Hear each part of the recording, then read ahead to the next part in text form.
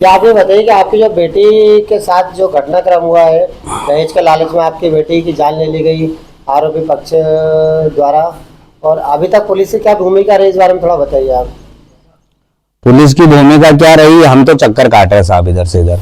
जी कभी कोर्ट जा रहे हैं, कभी एसडीओपी साहब के पास जा रहे हैं, कभी गौतमपुरा थाने जा रहे हैं, और कोई उस न्याय नहीं मिल रहा हमको कहीं से भी, मतलब परफेक्ट जानकारी ये नहीं मिल रही। अब हमने बोला कि मैडम वो वहाँ है जहाँ का कोई लोग हमको बोल रहे हैं कि वो जवासिया में है, तो हम कहाँ आता है ये जवासिया आता है मनासा के पास में, भाभी माता से लगा पास में लगा हुआ है जवासिया गाँव। तो आपको कैसे जानकारी मिली इसकी कि ये आरोपी सास ससुर वहाँ हो सकते हैं? समाज वालों के थ्रू, आज समाज वाले जब सभी सारे थोड़ी मिलेंगे उनकी तरफ, कुछ लोगों को मतलब 75% लोग जो समाज के हैं वही हम बोल रहे हैं कि दोषियों को सजा मिलना चाहिए। अच्छा, आपने बताया था कि टीआई मैडम ने भी शायद लोकेशन उठाई थी एक बार। लोकेशन टीआई मैडम ने, दूल्हे सिंह नाम का मेरी गुड़िया का जेठ है, उसकी घरवाली जो है वो जवासा की रहने वाली है, तो मैंने उनके नंबर दिए तो लोकेशन मनासा जवासा की आ रही थी। मैडम ने बोला कि ये तो वही है जी। और दूल्हे सिंह का मोबाइल बंद है। मैंने कहा आप दूल्हे सिंह को उठाओ, दूल्हे सिंह लेके जाएगा आपको वहाँ, या उनके परिवार वाले किसी को भी उठाओ, वो लेके जाएगा आपको वहाँ पे। तो ये बोले आप चलो, अब मैं क्यों चलूंगा? तो ये किसने बोला कि आप चलो हमारे साथ में? टीआई मैडम बोले कि आप चलो हमारे साथ में, कहाँ है हमको बताओ, हम उठा लाएंगे।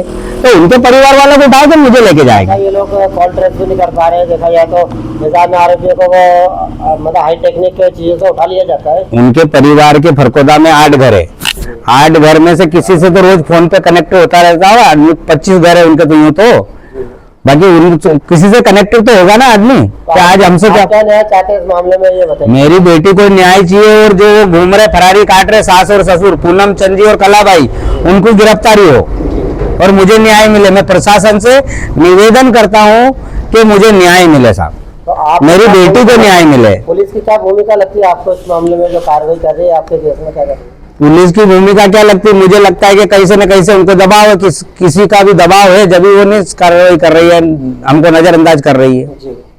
किसका दबाव है ये तो हमें पता नहीं। जी, लेकिन अभी देखा जाए तो पुलिस अपने ठीक से कार्य नहीं कर रही इस मामले में। ठीक से कार्य नहीं कर रही पुलिस। आरोपी पकड़े जाने चाहिए थे लेकिन पकड़े नहीं गए। कितने दिन, आज 6 तारीख की वारदात, 6 तारीख को रिपोर्ट दर्ज हुई है। तो 6 तारीख आरोपी अभी फरार, जो 2 व्यक्ति फरार बताए जा रहे हैं, क्या नाम है लोगों के? पूनम चंद जी और कलाबाई, 2 सास ससुर, ये दोनों सास ससुर हैं मेरी गुड़िया के तो सास इनके ससुर। द्वारा भी मतलब दहेज के लिए प्रताड़ित किया जाता रहा है लगातार, कैसा क्या रहा इनकी भूमिका है बताइए। दहेज के प्रति प्रताड़ित करते थे। छोरी का एंट्री हुआ ससुराल में नहीं थी फरकोदा में, और लड़का रोज आता जाता था, जी। तो लड़के को वहां से चार्ज करके पहुंचाया जाता था, और महेश और उमेश दोनों मिलकर शराब पीते थे, और शराब पीने के बाद में उसको लड़की को टॉर्चर करते थे। बोले तेरे पापा से पैसे ले।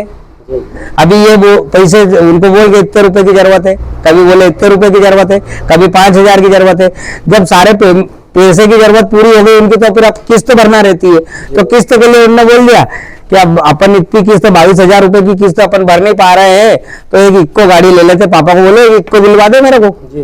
तो अपन किस्त भर देंगे, अपना गृहस्थी भी चल जाएगी। आपकी बेटी ने आपको शिकायत करी कि मुझे पैसे के लिए परेशान कर रहे हैं, प्रताड़ित कर रहे हैं लोग? साहब वो अगर मेरे को बोलती कि मुझे ये परेशानी है, तो मैं सब फेस टू फेस उनके बाद जाके बात करता ना।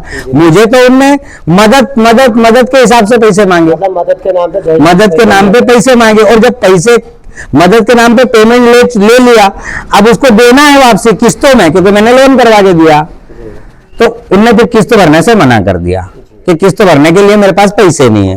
लड़के ने लोन करा के दिया, बोले तेरे भाई को तो मैं दूंगा ही नहीं, उनने ये चीज बोल दी। अब उसके बाद वो बोलते कि अब पापा के जो पैसे ले रखे वो देंगे, तो आने का साधन क्या है, तो गाड़ी ले लेते। तो बोले जब तुम ये किस्त नहीं भर रहे हो, तो अभी मेरे पापा के पास तो कोई नकद है नहीं, वो भी लोन ही करवा के देंगे, गाड़ी भी दिलवाएंगे, तो तुम वो भी नहीं भरोगे, तो मैं अब पापा से बोलूंगी नहीं। अच्छा, ये बताइए, कुछ आपने बताया कुछ ऑफर भी आपके लोगों ने किया कि आपका पैसा हम लौटा देंगे, क्या मामला रहा? मतलब ये आपकी बालिका के ससुराल वालों का अभी आए वो 7 लाख रुपए का ऑफर दे के गए मेरे को कि 7 लाख रुपए ले लो, बाकी तो अब छोड़ो। हाथ जोड़ के निवेदन करने लगे कि बाकी सब छोड़ दो, आपने कितना दिया वो तो छोड़ो, बाकी 7 लाख रुपए तक हम दे देंगे। लोग ऑफर दे रहे थे, आप मानते हैं दहेज मतलब स्वीकार करा उन लोगों ने? अरे स्वीकार नहीं करा तो 7 लाख रुपए का क्यों वहां करते हैं? जी, मतलब पैसे लिए तभी दहेज के रूप में लिए और पैसा आपको रिटर्न करना चाहते हैं? क्योंकि मेरे पास अब साक्ष्य है ना, मैं बिना बोले तो कुछ बोल नहीं रहा हूँ। मेरे पास तो पूरा, मेरी लड़की को मैंने ट्रांसफर करा और लड़की ने